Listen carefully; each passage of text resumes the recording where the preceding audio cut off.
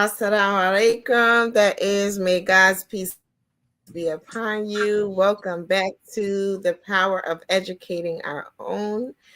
This is a show broadcast on New Freedom Network, going out to both Facebook and YouTube, and it is put on by the board members of the Cloud Muhammad Schools Network. I am Marsha Nivens Muhammad. And I'm Patricia Salahuddin. Welcome. And I am Quran Shakir. Our pleasure to have you here today.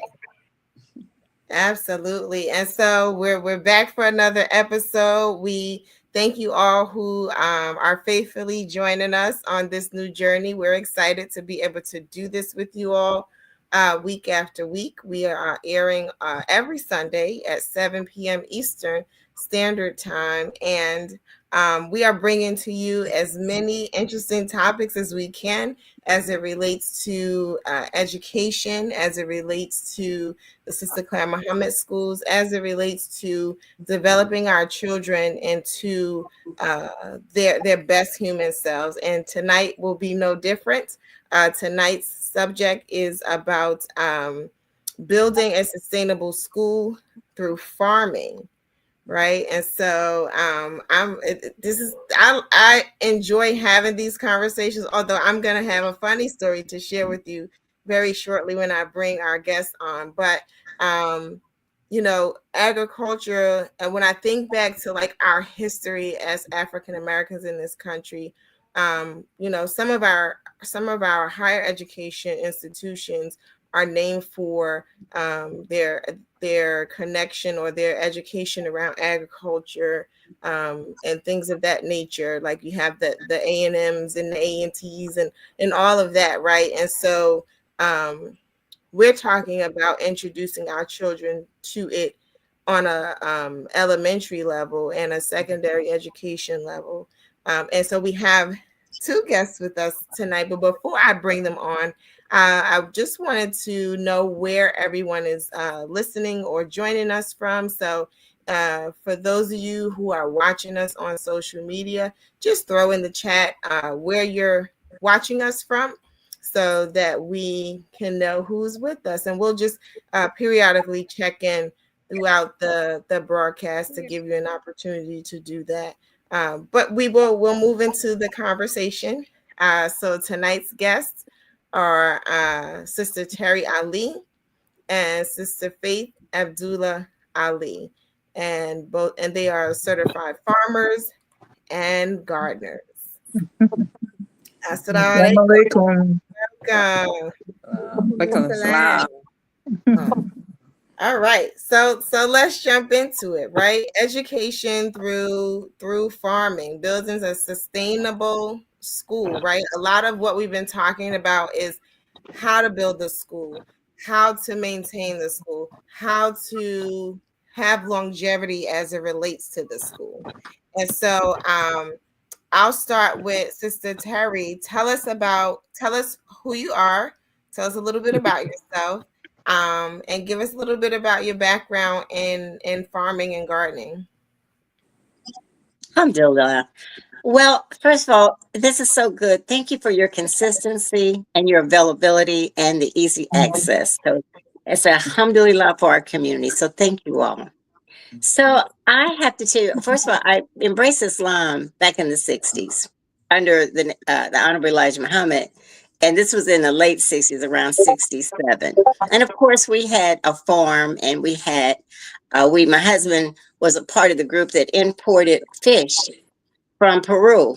And they sold it on the street along with Muhammad Speaks. And a lot of times people don't know about that particular part. But we were always involved with agriculture. It's nothing new to us. Of course, as an African American people, of course, but I think being in the Nation of Islam brought it more forward for me and many city people who maybe have had land in the family, but have lost that land, don't know where the land is. Somebody's on the land, I never had any at all. So when I retired, because I have worked in many different, in several capacities. And I brought a lot of those skills with me when I volunteered at Muhammad schools when my children were there, my grandchildren. And Sis Quran was the principal, actually, when I asked her, could I bring bring the vegetable garden from the backyard. Now, I was a certified natural grower by that point, but I have a background in social work. I was a consultant for a foundation for a number of years and was very involved with procurement and creating RFP processes and things like that.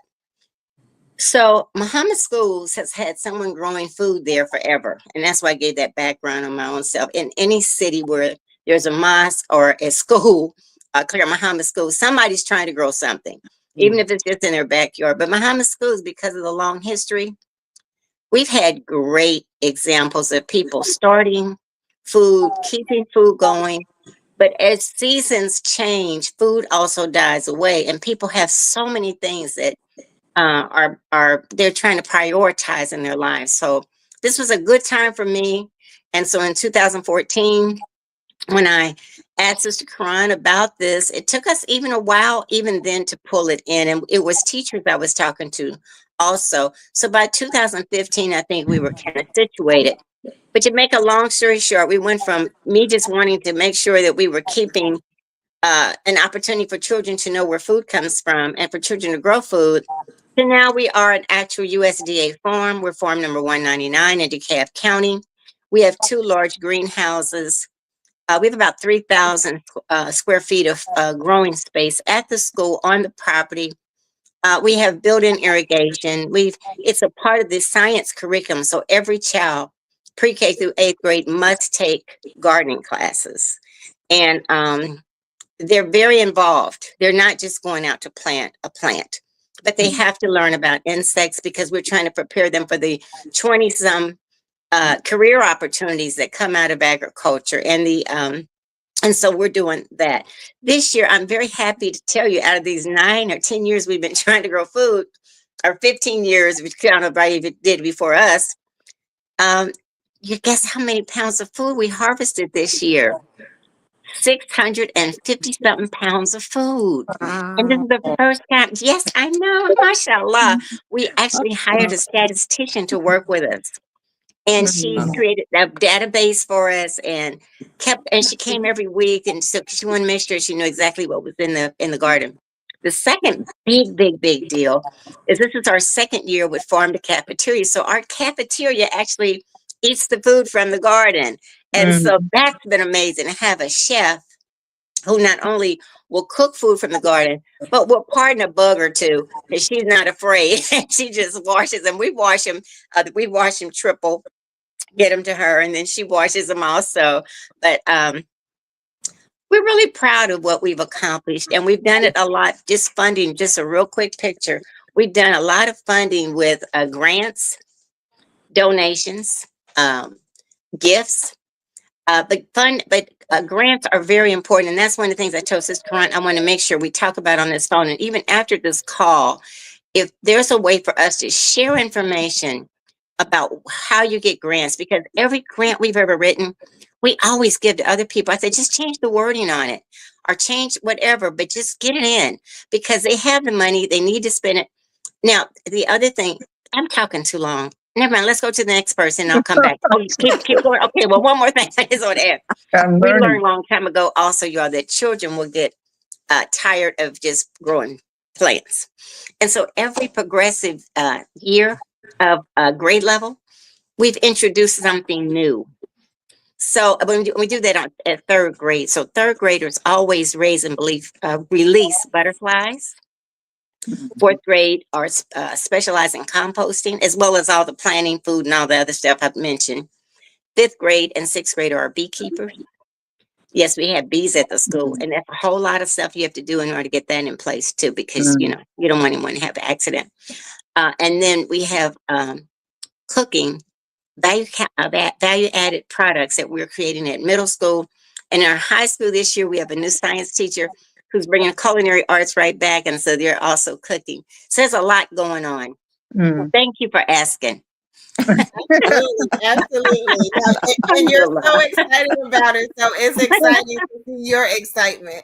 Mashallah. And so our next guest is Sister Faith Abdullah Ali, who also has a farm. And so tell us a little bit about yourself and your farm.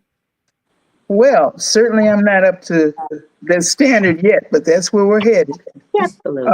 We have almost a 3-acre farm with 3 hoop houses, and we've only had the last year to really get things together, but we got a watering system in one of them, and this coming year is when we expect to really grow things and feed the community and everything. But we do have a lot of raised beds that we were able to plant a lot of food in this past year, and we were able to at least feed the people that helped us and gave us a lot of inspiration. So we've got a ways to go, but we were also into the beehives as well. We've been taking a year's course in it, and we're going to be setting up beehives in March. So we've got little things going. The real thing we would love to do in the future, we're working in that direction, is to have a vocational type of schooling. Now, she kind of hit on that too. And, where the children can learn different skills, woodworking, the culinary, yes, and those kinds of things. So we've got a lot of plans, but it's step by step, little baby steps, but we're getting there. It's taking time, but we're getting there. So the area we're in is food desert, and it's right in the middle of the city of Detroit. And so there's a lot of people that have a need, and that's one of our priorities, is to feed the people and grow food so they can come help and see how things grow. We want to help the children learn and to teach them that can of tomatoes in the store, that's not how you get tomatoes. Okay, we're going to see how they're grown, and so they can appreciate the Allah's creation. Is what it really amounts to, and know that we can do a lot together. But we have problems with people, not wanting to help. We got a long way to go yet for them to really get to feel like we have. But everybody's got to eat, so that's a major thing for us. So we're doing the best we can with what we have, and hopefully we'll be just as good with the sister, eventually, because we've been at this about a year and a half. That's all. Beautiful, beautiful. And we appreciate you sharing that with us. I'm going to tell a funny story really quick. I visited in Detroit. and what was I running away from, Sister Faith? The best insect ever. What is that insect? The honey. Well, those were not honeybees, by the way. I meant to tell you that. Running. Let me tell you. I know there was a hive around there somewhere. Yeah. Well, she was smelling so nicely they couldn't help it. So don't blame the bees. All right. Yes. Yes, but I got a chance to see the hoop houses and what they are developing there in Detroit. And it's so interesting, right? Because it's in the heart of the city. And you don't necessarily always think of farming and city. And it's nice to be able to see that. And I ran from the bees quite a bit. Well, they also just okayed an ordinance where you can raise bees, chickens, geese, or it's legal now. You know what I mean? So that chickens is another thing we got on the agenda. So things, you have to be. Allah says be patient, but keep working at whatever it is, and eventually He'll show you your progress. And we've experienced progress. So I really my deepest thought is for the children to learn how Allah works. And a lot of the things that we're going to be doing is going to be based around the children. We had a few children come out, they had their notebooks and paper and everything ready to learn something. I said, oh my God, this must be the start of the school already. So we try to show them a lot of things. They got different little vegetables to take home and all of that. But it was just reminding me, get this going. because there's children who really, really, really desire to learn it, but they got to be exposed to it. So that's a major thing for me, and we're hoping we can have a little weekend school beginning this year coming. That's what we would love to do. So we're Absolutely. working towards that with some other sisters as well. They're my family has been very supportive Oh, yeah. through the whole thing. Yeah. Appreciate Yeah. it. And so So, before we move into the conversation about incorporating this farming into education, we actually have a short video of the farm in Detroit. And I just wanted to play that for you all. It's only about a minute or so. So if we can get that queued up so that you all can see their farm. And I'm waiting for my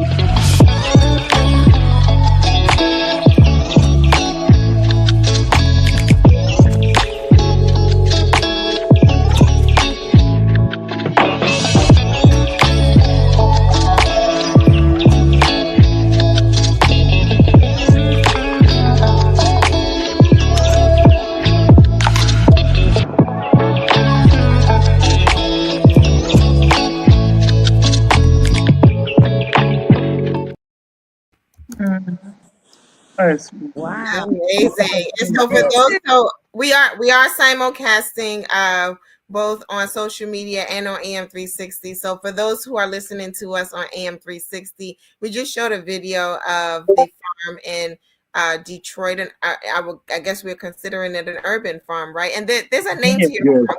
What's the name for your farm? New Africa Criterion Farms.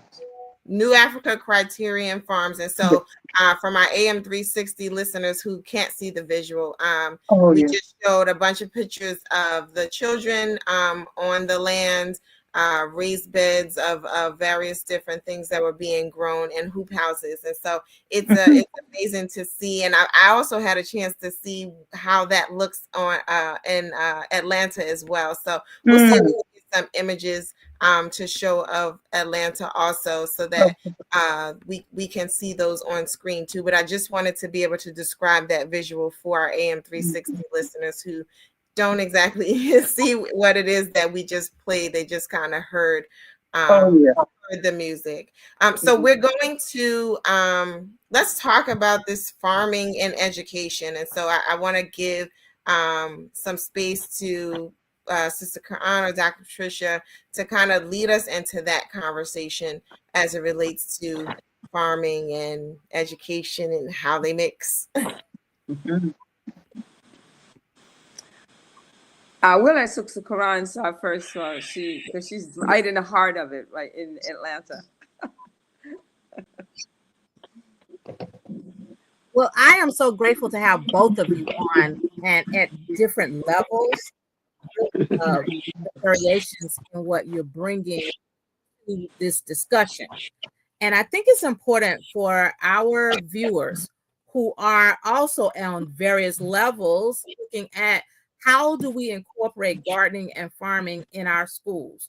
So I'd love for us to talk about what our first steps in looking at including gardening and farming in the curriculum and in the school itself.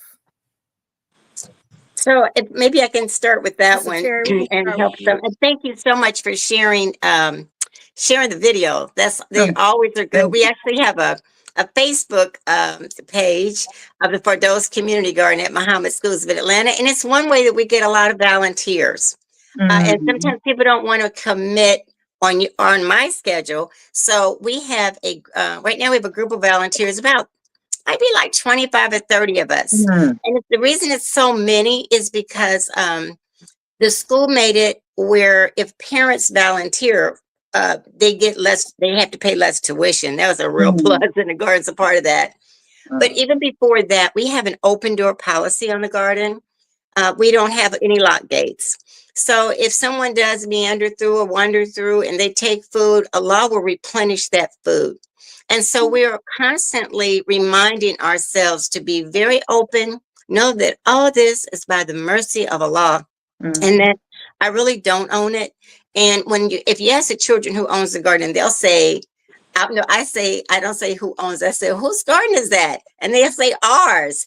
And they use it for all kind of science projects and so forth. And I didn't talk much about the teachers. This program would not be possible without the teachers. That's why we partnered through the science department. Because coming from the outside in, teachers are just inundated with so many tasks. They have so many things to grade. So my task is to work with the science teacher so that they can do project-based learning activities so that children can not only have the experience of putting their hand in the soil, but I want the Islamic education to be there, you know, Surat An-Nahl and all the different things that we read. We have many hadiths that we use as well. Then we have math, we have all the subjects, but science is our focus because we want them to know the dynamics of soil and the whole root element of plants and the mycelial fibers that go throughout the earth that connect all living things. I learned so much by listening to the children. I learned so much from listening to teachers. So in no way is this me. I just feel like I don't know why Allah put this on me to do at this particular point in my life. I just turned 74 this year. And it was not in my intent to be there this long, actually. But it kept growing. And because so many people have taken on parts of it, it's really eliminated the need for me to feel responsible for all of it. I try. What we do, though, we do have a couple of affiliations, and I do recommend this for anyone who's starting a garden. Learn who else is growing food around you. Like we're part of the Black Aggregate Association here in Atlanta. There's about 60 Black farmers right around us, and if a bug attacks our food, they eat. You know how squash bugs are. That bug that you were running from. You know, they can attack your garden and you won't have as much food. But if you know your farmer next door or down the street, there's a whole urban agriculture movement. Even USDA recognizes urban agriculture. They are pushing a lot of money into urban agriculture. And the reason being is we've been getting food from the hinterlands. It's got to come over trucks and trains, and it's got to come on, boats. And that food has so many issues. First of all, they have to pick it prematurely. They have to find a way to preserve it with waxes. They have to make sure it's in cold storage. And by the time you get it at the store, it looks pretty, but 3 or 4 days, it's gone. It begins to deteriorate. And so what the USDA government is really understanding is that locally resourced clean food is your best opportunity for nutrition, accessibility. And you can also use the waste from that for composting. One of the main things facing the earth right now is this gas that's given off when too much fresh food is thrown in trash. And what they're investing in is for people to figure out what to do with this food trash. And so if you grow food, you can also compost right there on your property. There's a lot of people making money just from composting. There's a lot of people that are making money from coming up with methods for clean water. And, Faith, if I can be of any help, I think I'd be glad to share all the different type of government opportunities that are for you once you get do you have your farm number yet? I'm sorry, farm. A farm number. A farm number. You know what? You had a nonprofit and all that. Yes. Yes. Yeah. Yes. No, not the nonprofit. That's important. But a farm number is Farm Services Agency. Oh, that's So you with, get a farm number, and yeah. then you are open for other monies to come down your way without Oh, hardly any effort on your part. The mm, USDA government will do cost share, and this is why I want schools to be involved. All Clara Muhammad schools should have a farm or garden of some type. And if you can get a USDA farm number, mhm, they will, like when you put up a wind tunnel, and this might be where you all have done this already, where you put up your wind tunnel. So the one we put in the back was $13,000. That sounds like a lot of money, right? mhm, We yeah, got a grant, but USDA gave us 6,000 back because we're a right. USDA farm. Like they will Mhm, give you money back on mhm, greenhouses, on right, irrigation, on fencing, on soil amendments. It's several things that they'll give you money back on. right, And this is right. this is really important as we're stepping forward. So I'm not sure what direction people may want to go, our listening audience, but we could have a depository, some place where people could get information about Mhm, what to do to get started. Because I think that the things that Faith has done are amazing. It's you're mm, tapping into the community. You've got people out there helping you. You're not alone. And I tapped into my family. Sister Cry knows I have a very big family. We have over mhm, 20 grandchildren, and many of mhm, them have helped build this along. yeah, Because I just had it in my backyard before we moved it over to the school. But uh-huh, there's so many pieces of agriculture that is right at our fingertips, but we just mhm, don't know it. And what they're looking for right now, too, I mentioned one and two. Yeah, the third one I wanted to mention is they're looking for urban collaboration. We urban have a collaboration. history Yeah. collaborating around agriculture. African Americans, we have a history of going alone. We go alone, Mhm, and when we go alone, it's good for our ego, but what happens is mhm, suppose you don't feel well, or suppose you want to go on vacation, or all the different things that human beings like to do.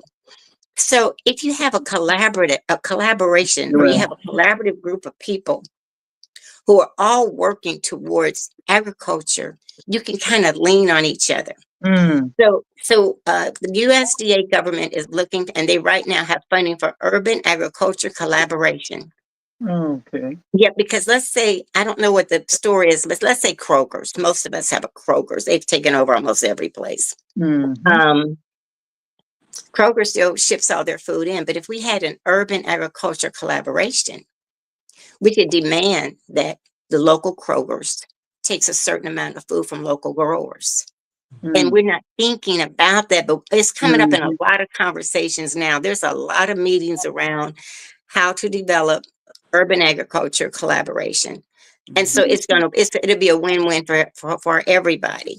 right, right. So I'm going to stop there talking because I really want to get into climate change. But is there a question that someone has in the group or anything, or Sister Faith, anything you want to add to any of Um, that? Yeah, yeah, so, so, so what we'll do is before you jump in, Sister Faith, mhm, we just want to kind of do a check-in, right? Where we're sort of kind of halfway through our conversation. We wanted to greet those who are watching us on social media. So we do have a couple of people with us that we want to acknowledge. And for those of you who are just joining us, you are watching or listening to The Power of Educating Our Own. We are on social media, on Facebook and YouTube, both at New Freedom Network and Clan Muhammad Schools Network on YouTube.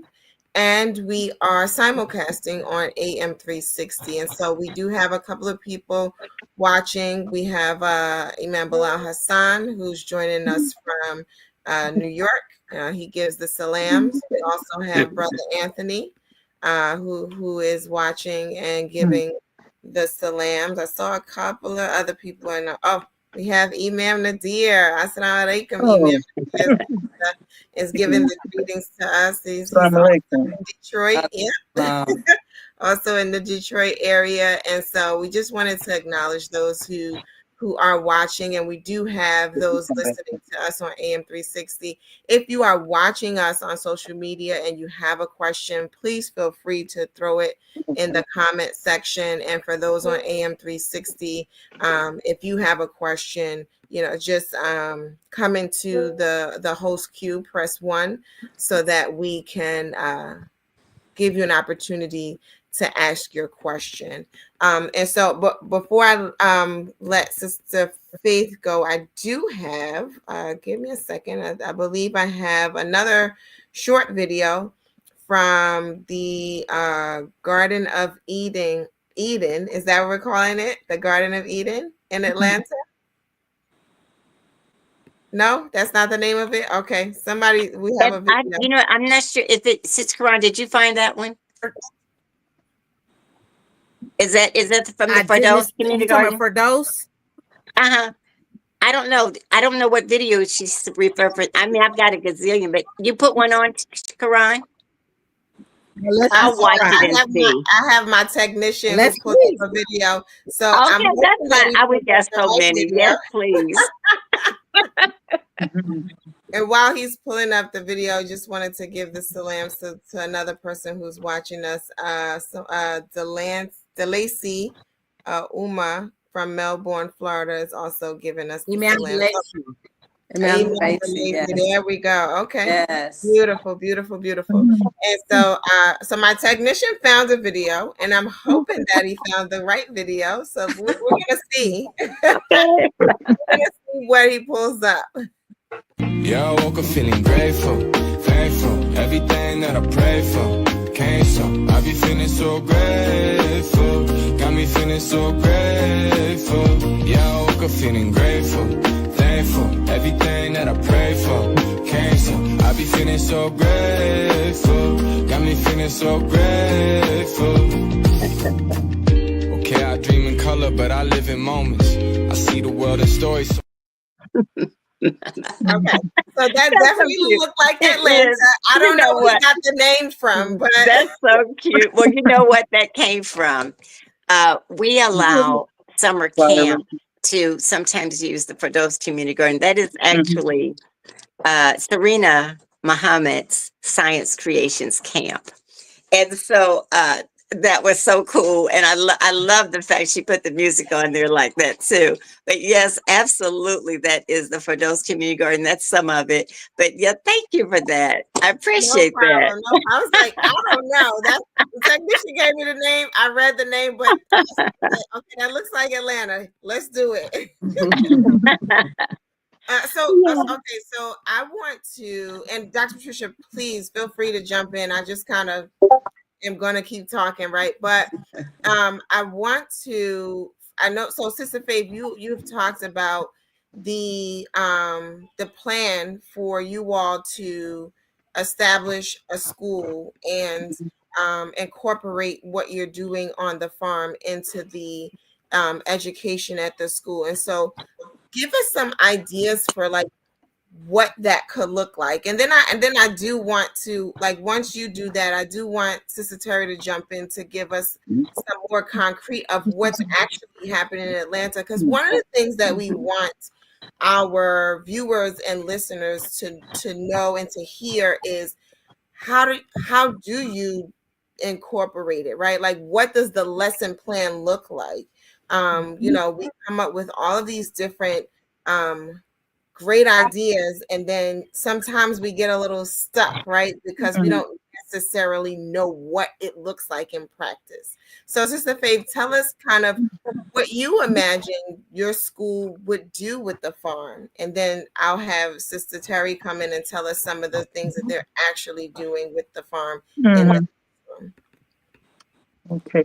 Well, I think I would start with just the children coming and looking and asking questions and, really see if they're interested in it. And I had also come across this little nature coloring book too. I probably introduced to them, which has, it was New Mind Productions. I'm sure maybe some of you are familiar with New Mind Productions. Yeah, she Oh, actually is in New Jersey. She lives probably about 10 blocks from me. Sister oh, Zakia Duman. Yes. is that right? Okay. Well, I got quite a few of these because they talk about nature and they can color and get seeds and gives them an introduction of what Allah's creation is all about. And then I think I would probably um, I would say study them in a sense to see where their interest lies and kind of build around that. Some of them may not know anything about gardening, but they are enthusiastic when they come. And also, I would have to, work with that. And we have some other sisters who are, and my daughters who are assisting, and they come up with different ideas. They have uh, good ideas that we can probably put in place to get the children enthusiastic about. But that's not really a problem, enthusiasm, I don't think. So you can almost just lay out a program that's simple. Take the different vegetables. You can order catalogs everywhere. That's a good place to start in terms of you learning as a teacher about what plants do and the environment they need to be in. So I got a lot of the catalogs, and I don't know exactly how we would do it, except that we would do it. We would do something with the children. I don't care what, as long as they're learning something. That's what I'm after. And I listen to some of the sisters who have the weekend schools too, and that's helpful to me. So I need my other helpers to put things in together, and we're going to come up with something I think would be really nice. Well, I do recommend. I'll give a couple of things that I think might be helpful. Hmm. And I'm always thinking about sustainability, longevity, something lasting beyond, your Yeah. legacy lasting beyond just what we're doing. Right. Right. Um, I do believe that when you're working with children, you need to have parental permission. And that could be in a form of a letter. I mean, that they sign that their children are going to be there at very set Right. times to do set things, because things do happen in a garden. Like, we can't run in the garden because someone will fall because of the beds, as you mentioned, Sister Faith. Um, this is also one of the reasons why we wanted it to be mandatory, because if it's mandatory, now teachers are saying you can dress out during this particular time. So that's an incentive right there. They're so excited to dress out because they're having classes inside of a building. The garden is always going to be like that oasis. They can get out the building. Some children, just as Sister Faith has said, they're very interested. They can articulate what they're interested in. Some of them have been growing at home already. But some children really will just follow a bug around the whole time of class. That's just what they do. Some children, we have yoga mats. If they want to grab a yoga mat and, lay out on the grass. We started doing this during COVID, and it never went away. We also have a little setup in the room, like the one girl, because we grow a lot of herbs. Oh, I didn't mention the orchards too. I'm going to get back to that in a minute. But the herbs, the children can fix tea, and they can. So that's why all the teachers know when it's garden class time. It's not the time for you to go drink a cup of coffee and leave me with the children. You come on out with me, because you need several people outside. But this is urban. Shooters are real. We have to always think security. Everything is not a pretty picture. Sometimes children are having a difficult time. So a garden could start off as just something for social, emotional learning space. It doesn't even have to be a big emphasis on being in the dirt. Some people will not like that. You mentioned about water, having a watering station where people can wash their hands. The grants are helpful because we have gloves, and I encourage all children to put on gloves. Ants are totally indiscriminate. They will bite you. They will crawl up your leg and bite you. It's just, they're not. So it's so many things that if it's mandatory and you've had permission, and parents have signed off. And then if you work it in where have a family learning time, we do a lot of family learning because children they may be interested and they may not, but they'll be interested in the joy of it if we put enough of security around it so that most of their experiences, 99% of their experiences are positive. I hope that's helpful. I do want to say this too. Having a garden at the school, we've had to fit it in with other people's ideas. It can't just be what my idea is. An example is the soccer field. We have a soccer coach. And when we wanted to have some more room, he said, Sister Terry, I love the idea of children being able to play soccer and then go and eat some fruits off of the tree or something. So we put an orchard on that side, and we have not paid for one tree yet. Right now we have about 15 blueberries. We have persimmons. We have a lot of stuff going on. Some of it is newer fruit and some of it's old, but we have in the front garden, we have a front garden and the back farm area, but in the front, on all the fences, we have muscadines and blackberries and raspberries and blueberries, raspberries. And the children now know these things are coming, what season. And look, they're looking for it. I will forget it's back there. Y'all, I'm 74. I don't think about it. I mean, I don't live at the school, but when soccer's going on, Boy Scouts is going on, Girl Scouts, the Zara Scouts. It's so many different groups because we have free access. You have a working group that doesn't even know they're working. They're eating and they're doing this and doing that. And we go, why are you doing this? On this past weekend, I went over to the garden. And so my husband said, well, what did you do? I said, you know what? I did absolutely nothing. The Zara Scouts were there. They cleaned up a couple of beds. And a dad was waiting for one of the daughters. He said, oh, I got that bed, Sister Terry. And I think what we want of all things is for it to be so natural and normal to walk through, work in the garden. And I'm also thinking about your sister, Sister Karan. Sister Jamila has done a beautiful job working with young people who have emotional problems. And she has, now I shouldn't say problems, but situations that they're figuring out. And she has used the garden. So we have many different groups, the after school programs, summer programs. We really wanted it to be a community garden at the school. So that means like, it's not just for the kids who go to Muhammad schools. This week coming up, Drew Charter School, that is a charter school down the street, very affluent charter school. They're going to be bringing 3 grade levels over to our garden this week.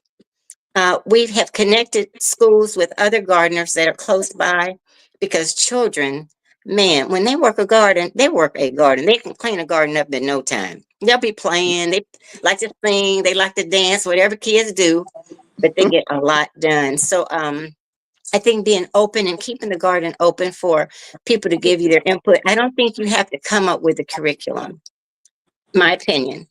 The teachers have curriculum. They have curriculum out. Oh, they got a bunch of curriculum. But if you want something specific for you, I think using a book of a local artist like you all are doing is perfect. Using her book that you are already mentioned in Detroit, that's amazing. Using her materials and using those, making copies of it or getting 10 or 12 copies. And, you're going to work on this page today and you're going to do this part in the garden. But another group that you can access at no charge is Captain Planet. Captain Planet has a K through 5th grade curriculum that comes with all the materials. There's no charge at all. All you got to do is write a grant to them and they'll send you boxes of stuff. And like, for instance, they have seed saving in there. And that's a fun thing to do, Sister Faith. And I know you probably really experienced with that too. But when children grow food and they can also save the seeds and use them for the next season, you get this full understanding. And children say, why is there hunger in the world? If I can take this one piece of fruit, take all the seeds out of it and grow all those plants, and all those plants create more of that fruit, Why is there hunger in the world? And this allows you to get into conversations about social justice, about food sovereignty, and why is there poor nations that don't have food when you know there's earth everywhere? So these are all, so many things can develop from agriculture that we can talk about, and it will become a natural conversation because no curriculum will really ever catch up with your mind. The human mind is so much more vast than any curriculum. But starting with a curriculum or a booklet or Captain Planet, a curriculum is a good place to start. It can use it as your base. But as Sister Faith has said, let's see what the child's interested in because they may immediately think, why is there hunger in the world? And yes, you want to teach them how to put that plant on the ground, but you also want to be able to have that conversation and them to be able to explore it and research it in a way that it makes sense to them in their future of growing food. Absolutely. And so, Dr. Oh, well, I think Dr. Oh, I'm sorry. Hold on, Sister Faith. I have you on. Hold on. Okay. Okay, we can hear you now. What were you saying? No, Sister Terry, your situation and what you're doing is an excellent model for all of us to emulate.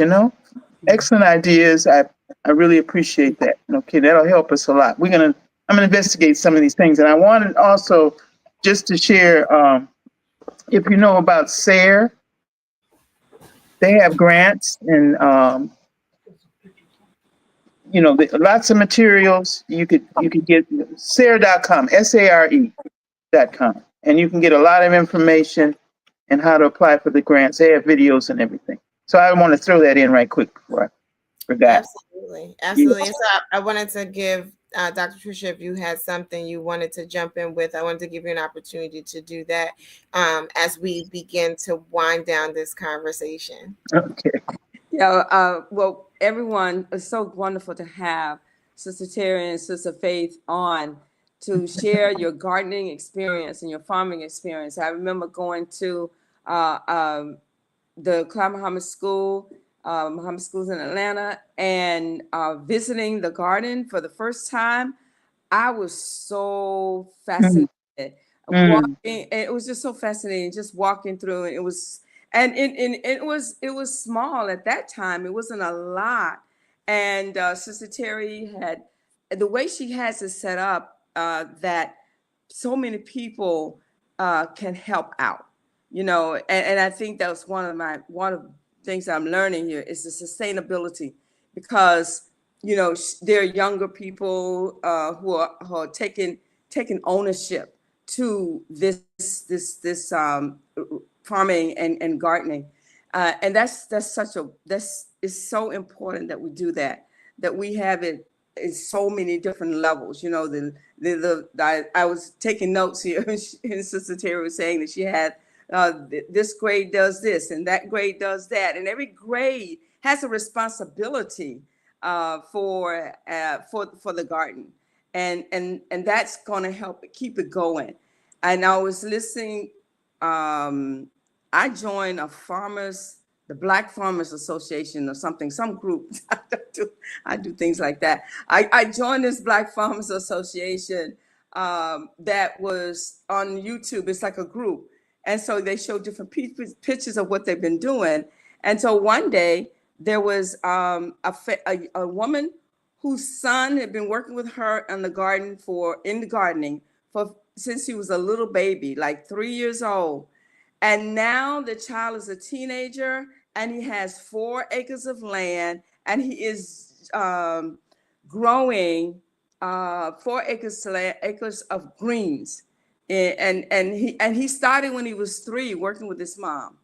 And so we have to be responsible for keeping it going, and helping our children, young people to keep it going because gardening is such a educational thing to do. It really is. It really is educational. And thank you so much, Sister Faith and Sister Terry, for inviting us. But can I make one more comment though? Okay. Now my husband here, he's how should I say? He's handicapped. He's lost a limb. Okay. He is out there with me and others all the time. And I'm mentioning this because I don't care what ailment you may suffer from. There is, if there will, there's a will, there is a way. And he does a lot of different things, believe it or not. He's got the right kind of wheelchairs and all that, and he can do this kind of stuff. And he's an inspiration to me. And I had to mention him because he's been a great help psychologically as well. So the gardening thing is very therapeutic. Yes. And it will help those who think they can't do anything. They're going to be surprised with, this, yeah, be surprised what you can do. He does a lot of different things. He worries me because he does too much, but we gets through it. And a lot of times,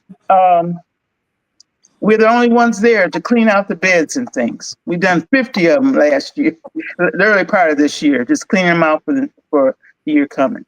But I'm saying that to give others who may have problems with thinking they can't do anything. Oh my goodness, there's so much to do. You know what I mean? So I just had to throw that in there because a lot of people do feel that way. But he don't now. There's a picture of him on the screen. We call him the general in my house. So shout out to the general. He probably laughed at me when I was running from those bees, but that's right. I love you. Yes. That's beautiful. Thank you for your allowing us to talk and everything. I really appreciate it. We both appreciate it very much. I want to support Faith. I just want to add this in, Sister Faith. I think that's so beautiful. Yeah, absolutely. I love having him in the garden with you. There's no way we can do this without family. Mm-hmm. Yes, I know. You're right. You're right. So many stories we can give you, but I appreciate you bringing that up because my husband has been very helpful hauling. So he's not going to be out there working it. He won't do that part, but he'll build a fire for us in the winter and everything like that. Yes. But I'll tell you, there's something about the soil that's good for our mental health. And no matter what physical condition we're in, that's true. Putting your feet on the soil, putting your hands in the soil, smelling the earth, it's so important. And getting that sunshine on you. And just as Sister Faith has mentioned, a listening person right now, you may just sit out in your area in a chair. Yes. For a couple of years before you decide to put anything in the ground. It's good enough. Wherever we start, it's worth it. Yes. You can start in a planter. You can start actually in an old gutter that you were going to throw away. You can put some soil in it. There's a new thing they're calling shoebox growing, where you can actually put soil in a shoebox. And you won't grow a tomato plant that way, but you can definitely grow some kale and some lettuce that way. So you're learning so much. And I love what you said, Patricia, about the young man who is only growing one particular type of food. Right. So sometimes we just want to grow everything. And at the school, we do grow everything because, again, it's everyone's idea. So people have a right to see if it'll work or if it won't work. We don't, that's how they learn that some food only grows in certain times a year. They won't know that if they don't try it, And being in Atlanta, it is an old cotton state from the days of enslavement. And the soil here is very, very yielding. So it's a alhamdulillah. So may Allah bless you all in Detroit. I know it gets to be more difficult, but I'm just so glad that you all are growing and where we can, like a whole 12 months, we never stop growing. We don't stop in the summer. We don't stop in the winter. We just never stop, which is also why there's no way a few people can do this. It's got to be a lot of people, but it's a blessing. And we have a lot of friends in Detroit who are growing food. We have a lot of friends in Chicago and Cleveland and Indianapolis and all over the country that are growing food. And I think of Claire Muhammad schools, just taps into your own population of parents, you're going to find a lot of people growing in their own backyards. There are Yeah. a lot of people homesteading, and we can just figure out how, even if we don't want to start with the responsibility of growing at the school, how do we connect all the homesteaders and backyard growers so that we can benefit at least monthly from something that maybe we have a little market or something, and it doesn't just have to be Muslims. It has just in the community for that matter. But wherever we are, as Booker T. Washington said, put your bucket down right where you are. Just start where you are. We use a lot from Dr. George Washington Carver. We're learning every day from those bulletins that he did that nobody was, a lot of people want to forget about it. We don't want to forget about it. And I'm so thankful that the Honorable Elijah Muhammad invested in land. And this is old Southern people, whatever you have, you bring that. Whatever it is, it's good enough to start with. And Yeah. inshallah, if it's Allah's will, something more will grow from it, because we never dreamed we would be at this point, but we're still not where we want to be, so we haven't arrived, but you arrive one day at a time. And that whatever's going on that day in Garden is really, there's so many much magical things happening in the garden. Isn't it, Sister Faith? You get Yeah, out there and you just get lost in the mystery definitely. of it all. This is amazing. We're in the city of center of Detroit, Yes, and ma'am. you wouldn't expect it to be so calming and Yes, comfortable. I mean, and all this other stuff's going on. that's It's amazing how that works. I'm really thankful to Allah chose us to be a part of this, and help to make things work right. I in mean, the best of our, what I mean, in our community and all, and make it absolutely. well. And all the animals that come around, Yeah, especially there. Mhm. people say, "Aren't you afraid they're gonna eat it?" I'm like, they can't eat it They, all. they You know, do eat some. It's they okay. will eat some. Yeah, but they can't eat it all. We're And supposed Y'all to are more of better. share it to grow. now. You Oh, guys have a better attitude than I have. I've got to start to listen to you guys a little bit more, because when the animals come and eat my food, I'm upset. Well, especially the two-legged animals. Okay. yeah, we get a lot of them too. Well, even the They- two-legged animals, they really do get full. They yeah, only will eat. yeah. So it's amazing. But Sister Patricia, that's the benefit too of us coming together to talk about it. Because Yes. if you have an issue with a particular animal, maybe someone else has a solution. Yes. Yes. Yeah. And Yes. I've got to know a lot more about what to do under circumstances that I don't have to deal with, but that other people, like there were some farmers here that were dealing with feral hogs. My Lord. Mm. So I'm listening to them thinking, I thought I had trouble with squirrels. Like they had feral hogs. Oh, So, yeah, right. So it's so Yeah. many things from talking to farmers, but you know what? We are able, and Allah Yes. already put it in us.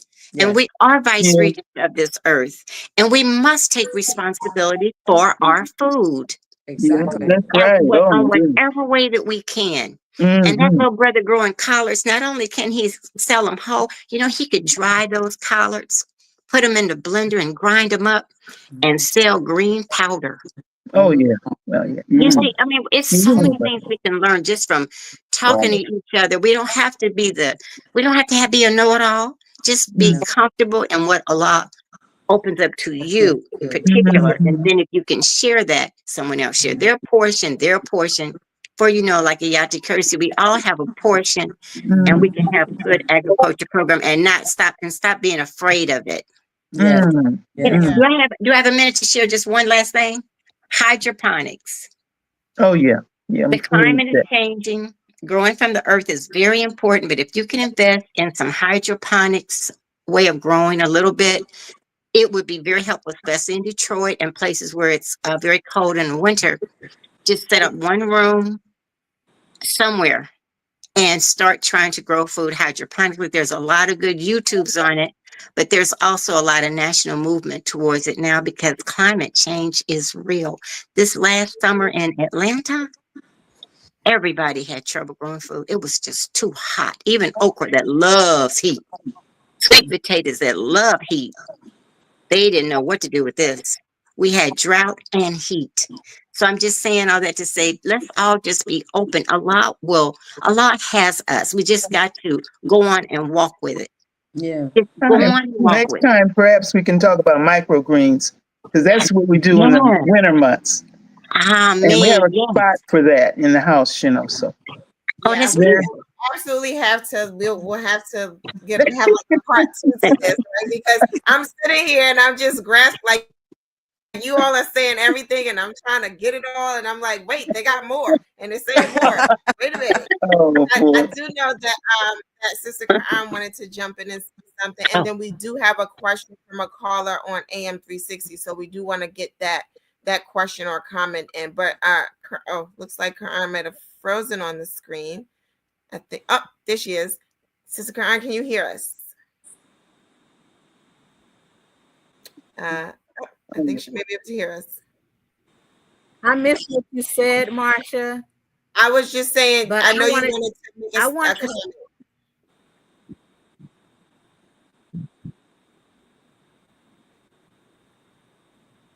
on the 29th.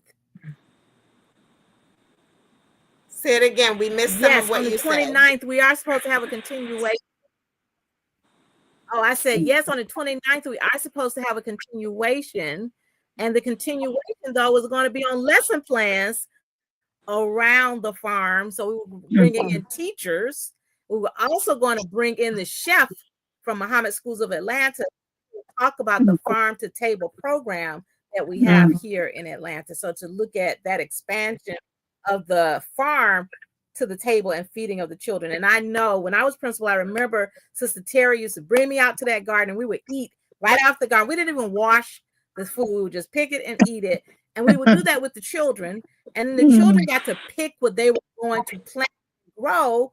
And our pre-K and K teacher at that time, she said that when those children had a hand in picking their foods, they ate it more.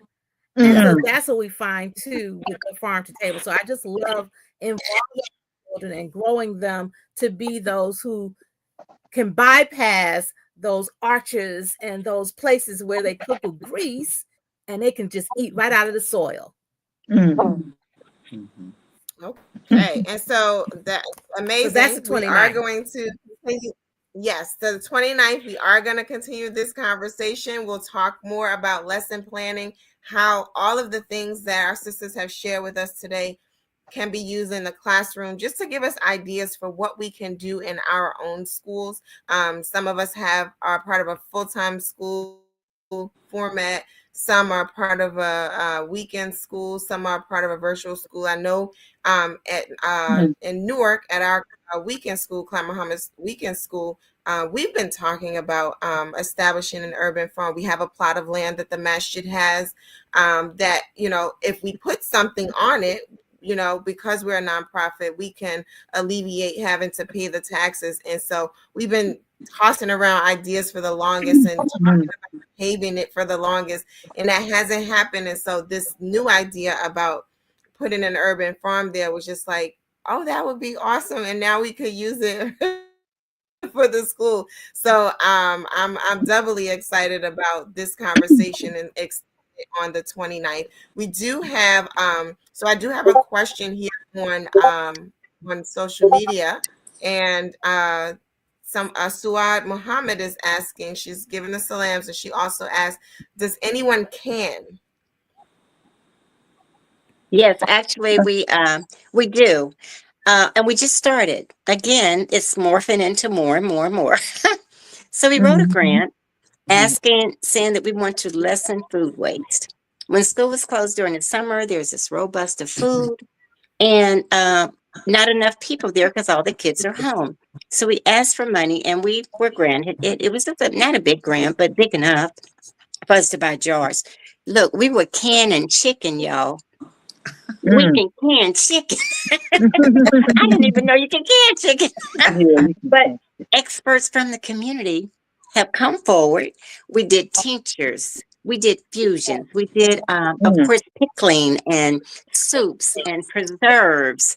And so the idea was if we could I do those things, have them available to the cafeteria, but also have them available for our students to be able to do culinaries, cooking during the school year using those items. And yeah, we do a lot of it. As a matter of fact, one of our sisters, Sister Ramona, I tell you, she's becoming the canning queen down here because she has got it down to a science where she can teach, you can have hands on, and you leave with a product. So everybody not only left with products, but they also were able to put something towards the pantry at the kitchen over the whole summer. So we had 6 sessions, and they were led by Sister Tazar Tanner.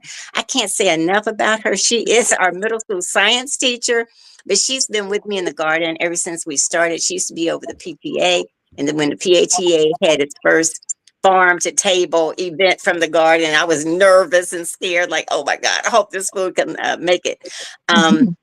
But alhamdulillah, Allah has us. So yes, we do can and we do preserve food. And please, that's an art. If you know how to do it, we should hone in on those skills and share them with each other. We also were making sourdough bread. Oh, yeah, name it. We had so much stuff going on this summer. It was really amazing. And we had done it in the new kitchen because we were able to revamp the high school kitchen with another grant we wrote.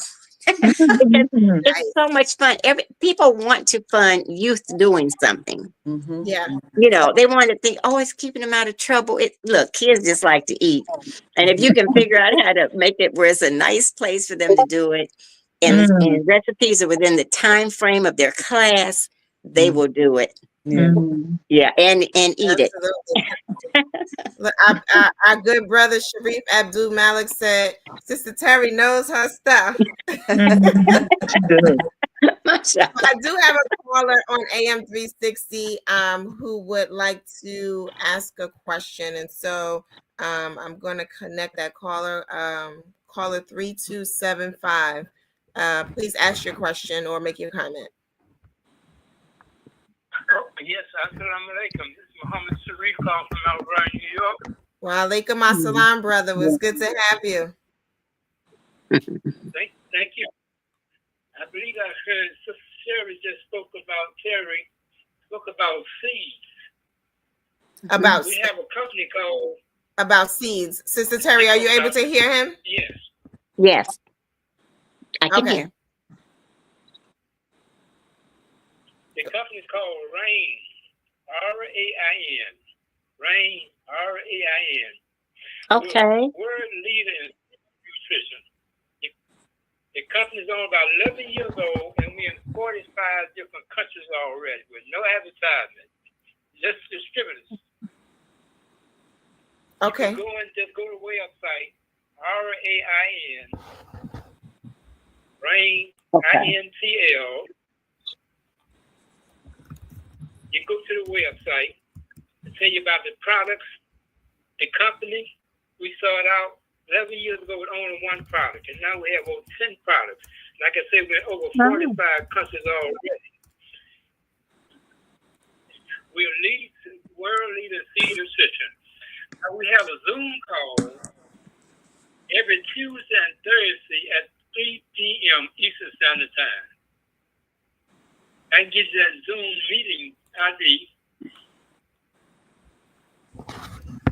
Go ahead, brother. We hear you. Zoom meeting ID is 958-1077-0772. 958-1077-0772. That's every Tuesday and Thursday at 3 p.m. On the 3 o'clock call on Tuesday, tell you about the company, the products, the CEO, and all of that. And on Thursday, tell you about how you get involved with the money part of it. Every Tuesday and Thursday at 3 p.m. Eastern Standard Time. Okay. Well, we appreciate you for sharing that with us, brother. This is so if for those of you who perhaps didn't catch all the information, he was sharing with us about a seed-based products company. It's called Rain Seed Nutrition Company. That's Rain, RAIN. intl.com. You can go there to learn a little bit more about what the brother was just sharing with us, which sounds like it's in alignment with what we're talking about in terms of, farming and planting, and, it's about seeds. And I read a little bit about, it's the connection to what he just shared in nutrition. So, that's what it's all about. It's about us coming together and sharing information with each other, so that we leave knowing just a little bit more. But we could have this conversation all night. As you can see, the sisters on the screen are excited about what they do, and it makes it that much more exciting for us. I can just imagine being a child at these schools, and on these farms, exploring. And we know some children are really, really into it, and others, you kind of gotta just meet them where they are. I might have pushed a little, but it's another way for us to connect our children to creation based learning and thinking, Yes, ma'am. and being connected to what Allah has put on this earth for us. And however simple or complicated, or complex you build your programs out, the idea is for us to get these things started and see where they Right. go. And as you can see, we have people in our community who can serve as a resource for you. Tonight we have been having a conversation with Sister Terry and Sister Faith, as it relates to building schools, and having sustainable schools through farming. And we hope to see a lot more of these models grow up around the country. We are hosting this show through the Clyde Muhammad Schools Network. We have about 19 or so schools that are part of the network, combination of full-time, weekend, virtual schools. And this is probably going to show up in all of those formats. And I think that that's amazing, because we do need to come up with new, better, more creative ways to incorporate as much of this learning for our children as possible, as we move further into the future. So I want to thank you, sisters, for being on with us today. You're more than welcome to come back and listen in on the 29th when we have our teachers on talking to us about how they can incorporate this farming into their actual curriculum in the classroom, to give us ideas for how to do that. This has been another broadcast of The Power of Educating Our Own. Dr. Patricia, Sister Karen, if you have something to add, I'll give you an opportunity to do so. Oh, well, first of all, just thank Sister Faith and Sister Terry. I've gotten to know them through their work. I haven't met Sister Terry, and I just haven't met Sister Faith in person yet. Inshallah, I will. But I've talked to her so much about what she does, and just been so excited to hear all of the things that she's doing, that they are doing. She and her husband both, and a family, are doing in Detroit regarding the farm. And Sister Faith, Sister Terry, I've been following her forever on Facebook. Anytime she posts anything, I'm right there reading it and looking. And so anytime I get an opportunity to come to the school, I come. And I'm so happy that it's open door, because, the school, you don't get there at the time when the school is open. The school may be closed, but you can walk through the garden, and it is so relaxing. It is so wonderful. And I haven't been there with the new stuff, so I can't wait to get back there so I can see the new developments. And thank you so much. This is such a benefit for our community, for our network of schools, because sometimes we don't realize how much getting those children out into creation and getting them connected to Allah's earth, it will benefit them. We don't know how much it does. It really, mentally, physically, spiritually, it would do so much for the children. We do that, and just start a little bit at a time. And we're praying that all of our schools eventually will do that. And thank you so much for coming on.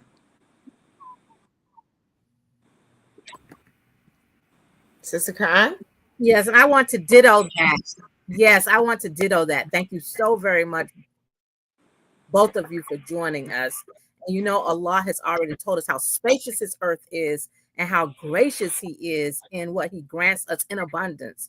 So, Sister Marsha has mentioned that we have 19 schools in the network, and these schools are on various levels. So, we pray that our schools have seen a way that they can use this natural way to teach our children, this natural way to connect our community, and this natural way for us to look at sustainability for our institutions and our communities. So thank you so very much. And next week we will have a replay, but on the 29th, we want you to come back next week just to see which replay we'll have. But on the 29th, we'll be live again, and we're going to share as we continue to do this work. Thank you so much. Can I add this one last thing?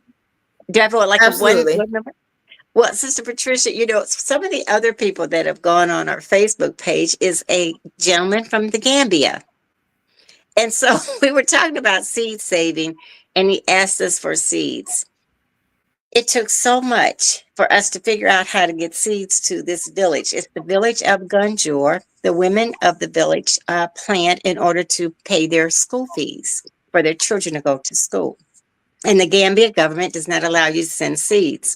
So through various little networks, we got money to them. And so this is our third year funding seeds in the Gambia, which is another example of the mercy from Allah. These are Muslims over in the Gambia. They got on the Facebook page because it's for those. And you never know what is going to happen. And it's like, so then he sends all these videos of the village women with all their peppers, and they're giving they're making all kind of duets for Muhammad schools. And I'm like, this is just amazing. So I just wanted to say, subhanallah, Allahu Akbar. Allahu Akbar. Yeah, that's amazing, right? You never know how it's going to turn out. Yeah. So again, we thank our guests for being on with us today. This has been another episode of The Power of Educating Our Own, hosted by the Clara Muhammad Schools Network. As you can see, scrolling at the bottom of your screen, and for those who are listening on AM 360, we're sharing the information to both farms that are represented here today. New Africa Criterion Farm.org. And so that's the farm in Detroit. And for the farm in Atlanta, it's www.muhammadschools.org /Firdaus-community-garden. And so we want you to go check those out and see the amazing things that are happening with farms in our community, and how it's being incorporated into the education for our children. Again, thank you for joining us this weekend. We'll be back next Sunday. Actually, next Sunday, Sister Khan just shared, is a replay. So for those of you who are not aware, A Time to Be Grateful is happening this coming week in Miami, Florida. And the Clara Muhammad Schools Network will be doing a workshop there on Friday, talking about the history of our schools, the history of the network, and also giving some of our schools an opportunity to talk about what's happening at their institution, so that we can continue to have education in our community be something that is the number one priority, right? Because that's what we say. And so we'll be doing that workshop on Friday at A Time to Be Grateful. So and we'll just be enjoying the weekend in Miami with A Time to Be Grateful in the Muslim Journal. And so we'll have a replay next week. As Sister Khan said, Doug, tune in so you can see which replay it is, because we've had quite a few conversations thus far. And then we'll be back live on the 29th, where we'll continue this conversation, but we'll have the conversation with educators in the classroom so that we can see how these things that are happening on the farm are brought to life in the classroom. And that'll be at 7 p.m. on the 29th, 7 p.m. Eastern Standard Time. So until then, Assalamu alaikum. May God's peace be with you. And we'll see you in 2 weeks.